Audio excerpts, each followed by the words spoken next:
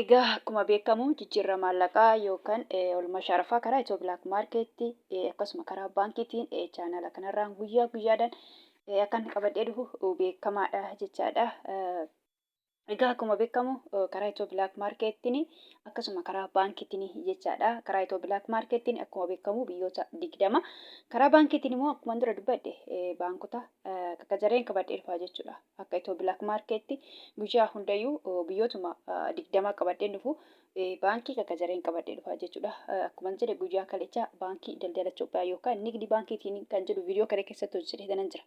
Guyyaa irraa immoo baankii gajareen baankii hojii gamtaa Oromiyaatiin biyyoota 5 qabadhee dhufee jira jechuudha. Egaa nagaa Waaqayyoo isin dagan. Nagaan Waaqayyoo manaa fi kallattii jirtanitti isiniif haa ta'u. Warroonni mana kanaaf haaraa taatan noora manni kun mana keessanii chaanala kana sabiskiraayib ishee laayik gochuun gara maatii keenyatti dabalamaa isiniin jenna.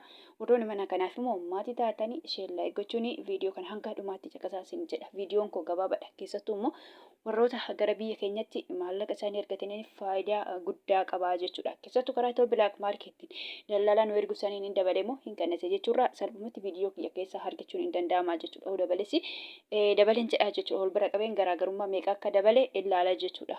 Ilaalu malee gara keessanii waan hin finneef kanaafuu salphumatti viidiyoo kiyya keessaa argachuun hin danda'ama jechuudha. Egaa akkuma beekamu guyyaa irraa immoo karaa Itiyoo Bilaak Maarkeettiin dabalee jira jechuudha.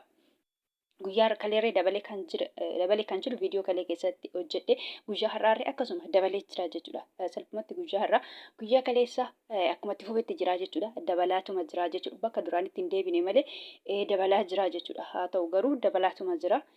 Torbee darbee keessa baay'ee gadi bu'ee torbee kana salphumatti guyyaa har'aa guyyaa kalee dabalee jira jechuudha. Salphumatti karaa Itiyoo Bilaak Maarkeettiin biyyoota 20 qabadhee dhufe biyyoonni hunduu dabalanii jiru jechuudha. Dhugaa dubbachuuf kan birrii 4 birrii 3 birrii 2 dabalee jira guyyaa har'aa jechuudha. Guyyaa kanallee akkasuma handheen gaddaarratti dabalee jira. Naannoo birrii 3 birrii 4 kan dabalee jira jechuudha. Har'arree akkasuma dabalee jira jechuudha. Karaa baankiitiin immoo baankii akkuma beekamu egaa gagajareen qabadhee dhufa. Akkuma jedhe guyyaa kalee baankii daldala Itoophiyaati guyyaa kalee. Guyyaa har'aa immoo baankii hojii gamtaa Oromiyaati jechuudha. Biyyoota 5 jechaadha.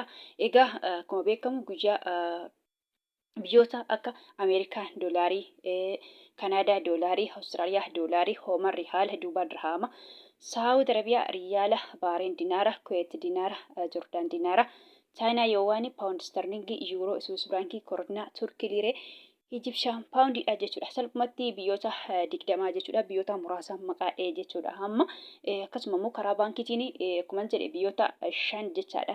Baankii hojii gamtaa Oromiyaatiin jechaadha. Kanneen akka Ameerikaa doolaarii, Duubaa dirhaama, Saawud Arabiyaa riyaala, Paawundi sterlingii, Yuuroo jechuudha. Biyyoota ijoo biyyoonni namoonni baay'inaan ilaalaniin qabadhee dhufa jechuudha. Malee akka Itiyoo Bilaak Maarkeetti biyyoota 20 qabadhee dhufu jechuudha. Maaliif dubbachuu irratti illee nama rakkisaa jechuudha. Olitti naannoo biyyoota 40 ta'a. Biyyoota 40 immoo dubbachuun naannoo sa'aatii 2 namatti fudhachuu danda'a jechuudha. Sa'aatii guddaa namatti fudhata. Sa'aatii 2 yoo ta'u baate daqiiqaa 30 illee namatti fudhachuu hin danda'a jechuudha. Maaliif suuta jedhanii kana irra deemanii dubbachuun nama rakkisaa jechuudha. Olitti makamuu danda'a waan ta'eef jechaadha. Amma salphumatti biyyootuma ijoon qabadhee dhufaa jechuudha. Egaa guyyaa hundayyuu Ameerikaa doolarii irraa hin ka'a. Guyyaa har'aarree akkasuma Ameerikaa doolarii irraa hin ka'a jechuudha. Ameerikaa doolaariin tokko karaa Itiyoo Bilaak Maarkeettiin yookaan gabaa gurraachaan jechaadha. Birrii 100 fi birrii 82 saantiima 95 jechuudha. Ameerikaa doolaariin naannoo birrii 1 fi saantiima wayii dabalee jira. Guyyaa har'aa karaa Itiyoo Bilaak Maarkeettiin jechaadha. Akkasuma Ameerikaa doolaariin immoo karaa baankii hojii gamtaa Oromiyaatiin birrii 100 birrii 56 fi saantiima 00 salphumatti Ameerikaa doolaariin tokko karaa baankii hojii gamtaa Oromiyaatiin birrii 100 fi birrii 56 sharafamaa oolee jira jechuudha. Kan itti Kanaadaadha. Kanaadaa doolaariin tokko immoo karaa Itiyoo Bilaak Maarkeettiin birrii 100 birrii 31 fi saantiima 26. Awustiraaliyaa doolaariin tokko karaa Itiyoo Bilaak Maarkeettii hawaalaa yookaan gabaa gurraachaan jechaadha. Birrii 100 birrii 28 fi saantiima 93. Hooman riyaalii tokko karaa Itiyoo Bilaak Maarkeettii yookaan gabaa gurraachaan jechaadha. Birrii 400 fi birrii 75 fi saantiba 54 jechuudha. Karaa itoo bilaak maarkettiin biriin hoomaan haalli tokko jechaadha. Kan ittaan Duubaayiidha. Duubaa dirhaamiin tokko karaa itoo bilaak maarkettii yookaan gabaa gurraachaan birii 49 fi saantiba 79 jechuudha. Biriin Duubaay birii 50 guutuu ga'ee jira jechuudha. Guyyaa boruu ka'a dabalee birii 50 hin guuta jennee abdii qabna jechaadha. Karaa itoo bilaak maarkettii yookaan gabaa gurraachaan jechaadha. Akkasuma immoo Duubaa dirhaamiin tokko jechuudha. Karaa baankii hojii gamtaa Oromiyaatiin jechaadha birii 44 fi saantiba 82. Saawud Arabiyaa Riyaalli karaa itoo bilaak maarkettiin birii 48 fi saantiba 66 jechuudha. Biriin Saawudii illee iddoo duraatti deebi'uuf deemaa jira jechuudha. Akkasuma immoo Saawud Arabiyaa Riyaalli karaa baankii hojii gamtaa Oromiyaatiin birii 43 fi saantiba 91 jechuudha. Birii Saawudii karaa baankii hojii gamtaa Oromiyaatiin birii 43 fi saantiba 91 jechaadha. Kan ittaan Baareen dinaarri tokko karaa itoo bilaak maarkettiin birii 4 fi birii 84 fi saantiba 96. Kuweet dinaarri tokko karaa itoo bilaak maarkettiin birii 500 fi birii 91 fi saantiba 38 jechaadha. Biriin Kuweet illee dabalaa jira jechuudha. Salphumatti guyyaa har'aarree biriin Kuweetii dabalee jira jechuudha. Biriin Kuweet birii tokkoffaadha jechuudha.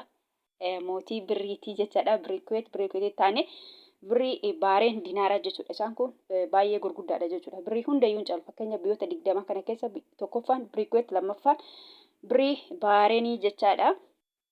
Kan ittaan Joordaan dinaarri tokko karaa itoo bilaak maarkettiin birii 200 fi birii 57 fi saantiba 94. Chaayinaa Yowaaniin karaa itoo bilaak maarkettiin birii 26 fi saantiba 99. Biriin Chaayinaa birii 27 iddoo duraanii deebi'uudhaaf deemaa jira jechuudha. Kan ittaan Paawundiidha. Paawundi sterlingiin karaa itoo bilaak maarkettii .com yookaan gabaa gurraachaan birii 200 birii 43 fi saantiba 98. Akkasuma immoo Paawundi sterlingiin karaa baankii hojii gamtaa Oromiyaatiin birii 200 birii 8 fi saantiba 65. Yuuroon tokko karaa itoo bilaak maarkettii yookaan gabaa gurraachaan jechaadha. Yuuroon tokko birii 200 fi birii 10 fi saantiba 81 jechuudha. Akkasuma immoo yuuroon tokko karaa baankii hojii gamtaa Oromiyaatiin birii 100 fi birii 82 fi saantiba 58.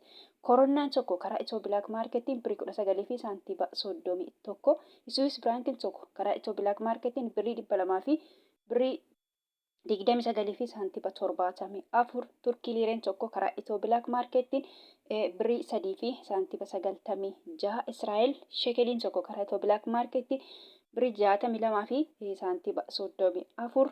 Ijipshaan paawundiin tokko yookaan biriin Ijiptii tokko jechuudha. Karaa itoo bilaak maarkettiin birii 3 fi saantiba 53. Yemen rihaalli tokko karaa itoo bilaak maarkettii yookaan gabaa gurraachaa yookaan awwaalaadhaan jechaadha. Maqaa sadii qaba. 0 saantiba 76 jechuudha. Birii Yemen 0 saantiba 76 jechuudha. Karaa itoo bilaak maarkettiin jechaadha. Kan ittaanu Hindiidha. Hindiyaa ruupiin tokko karaa itoo bilaak maarkettiin birii 1 fi saantiba 91. Paakistaan ruupiin tokko karaa itoo bilaak maarkettiin 0 saantiba 65 sharafachaa oolan yookaan jijjiirrachaa oolanii jiru jechuudha. Salphumatti karaa itoo bilaak maarkettiin biyyoonni 20 kana fakkaatu. Akkasuma karaa baankiitiin baankota keessa immoo akkuma jedhe karaa baankii hojii gamtaa Oromiyaatiin biyyoonni 5 kana fakkaatu jechuudha. Kan biraa immoo kana jechuu barbaadu. Warroonni Joordaanii fi Beerut yookaan Libneen jirtan fakkeenyaaf biriin biyya Joordaanii dinaara jedhama. Biriin biyya Beerut yookaan Libneen immoo paawundii jedhama. Paawundiin baay'ee xiqqoodha jechuudha. Paawundiin biyya Beerut baay'ee xiqqoo akka birii Paakistaan akka birii Yemenii waan ta'eef isinillee birii biyya sana osoo hin taane doolaarii fudhatu. Doolaariin immoo hedduutu jira. Ani fakkeenyaaf Ameerikaa doolaarii, Kanaadaa doolaarii, Awustiraaliyaa doolaarii jedhee kanan jedhan maqaa isaanii illee baay'eetu jira jechuudha. Akkuma paawundiin baay'een jiru, akkuma yuuroon illee baay'eetu jiru. Dinaan irree baay'eetu jira jechuudha. Akkasuma doolaariin irree hedduutu jiru jechuudha. Baay'eedha jechuudha. Kanaafuu isin doolaarota keessaa Ameerikaa doolaariidha jechuudha. Salphumatti warroonni Joordaanii fi Beeruutii Ameerikaa doolaariidha jechuudha. Fakkeenyaaf karaa itoo bilaak maarkettiin guyyaa har'aa yoo ergattanii birii 100 birii 82 fi saantiba 95 irra eeggatu jechuudha. Warroonni Joordaanii fi Beerut yookaan Libneen karaa itoo bilaak maarkettiin yoo ergattanii jechuudha. Ameerikaa doolaariin tokko kana ta'a waan ta'eef jechuudha. Karaa baankiitiin immoo yoo ergattan akkuma jedhe baankii hojii gamtaatiin immoo yoo ergattan jechuudha. Warroonni Joordaanii fi Beerut yookaan Libneen Ameerikaa doolaariin tokko karaa baankii hojii gamtaatiin Oromiyaatiin birii 100 fi birii 56 fi saantiba 00 jechuudha. Salphumatti birii 100 fi birii 56 irra eeggatu jechuudha. Karaa baankii hojii gamtaa Oromiyaatiin yoo hergattanii jechaadha. Egaa gabaabumatti viidiyoon koo kana fakkaataa jechaadha. Akkuma jedhe karaa Itoo Black Market guyyaa har'aa dabaleetuma jira jechuudha. Guyyaa har'aaf guyyaa kalee dabalee jira jechuudha. Karaa baankiitiin illee akkasuma baankota immoo akkuma jedhe akka jedheen qabadhee dhufaa jechuudha. Egaa gabaabumatti viidiyoon karaa kana fakkaata. Viidiyoo birootiin hanga walitti deebinutti nagaan naaf tura.